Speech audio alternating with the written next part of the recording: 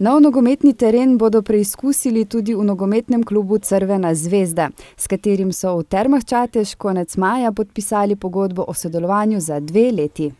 Terme Čatež so, bom rekel, destinacija, kjer srbski gosti najraje in najbolj letujejo. To meni polovica nočitev srbskih gostov v Sloveniji je v Termah Čatež. Nadaljnega sodelovanja se veselijo tudi v srbskem moštvu. Mogu da kažem da je to pun pogodak, zato što je ovo mjesto izvanredno za pripreme fudbalskih ekipa i ovi uslovi na koje smo ovdje naišli, na koje sam ja naišao, jer sam ja ovdje prvi put, su potpuno zadovoljavajući. Što se tiče uslova u Termama Čatežu, ja sam i ovdje malo pre rekao na ovoj konferenciji da sam ja ovdje drugi put i ja zaista nosim iz prvog puta te jako pozitivne utiske i ne samo ja, nego i svi moji saigrači.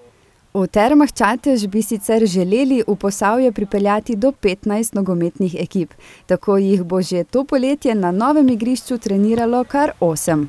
To pomeni poleg nogometnega kluba Crvene zvezde še nogometni klub Sarajevo, nogometni klub Rabotnički, nogometni klub Karpati iz Ukrajine, ki prihajajo tako z člansko ekipo kot z 2 mladinskima.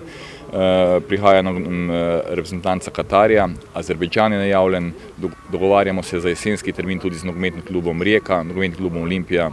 Pogovarjajo se tudi o sodelovanju z nogometnim klubom iz Krškega, ki se je letos uvrstil v prvo ligo.